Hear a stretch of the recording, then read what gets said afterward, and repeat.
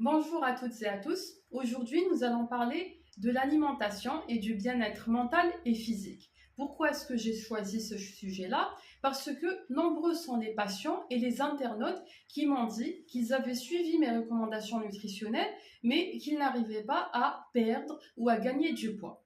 Effectivement, parce qu'il s'agit d'un tout. L'alimentation seule, l'alimentation équilibrée toute seule, ne peut pas vous faire perdre du poids ou gagner du poids. Pourquoi? Parce que la nutrition doit s'intégrer à une hygiène de vie. C'est ce qu'on appelle l'alimentation intégrative ou l'alimentation holistique. Je m'explique. Ça veut dire que si vous suivez un rééquilibrage alimentaire et que à côté de ça, vous avez de mauvaises relations, ça veut dire que vous laissez introduire dans votre vie des personnes toxiques, des personnes malsaines qui vont profiter de vous sur le plan intellectuel, sur le plan financier, sur le plan émotionnel, vous ne pourrez pas avoir un gain ou une perte de poids. Tout simplement parce que vous allez être en stress permanent et votre organisme va sécréter du cortisol. Ce cortisol-là, il va faire en sorte de vous faire gagner du poids ou de vous faire perdre du poids. Ça veut dire que votre métabolisme va soit s'accélérer, soit ralentir.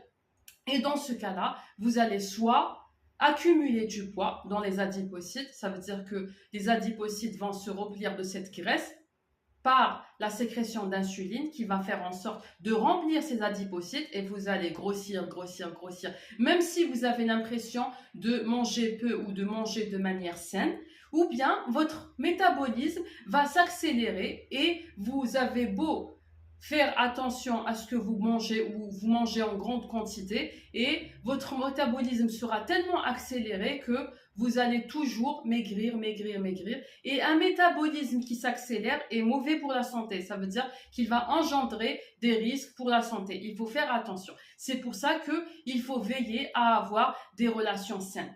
Et en parallèle de ces relations saines, il faut aussi pratiquer une activité physique et une activité sportive. Je vais expliquer la différence entre les deux. L'activité physique, c'est tous les jours. Ça veut dire que vous allez, au lieu de prendre l'ascenseur, vous allez monter les escaliers. Au lieu de faire vos courses en prenant la voiture, ça veut dire que vous allez marcher jusqu'au supermarché pour faire vos courses. Et au lieu, par exemple, de vous arrêter une station ou deux stations avant votre lieu de travail, vous allez vous arrêter quelques pas avant et marcher. Et l'activité sportive, c'est 2 à 3 fois par semaine en faisant du footing, de la marche rapide ou bien en vous inscrivant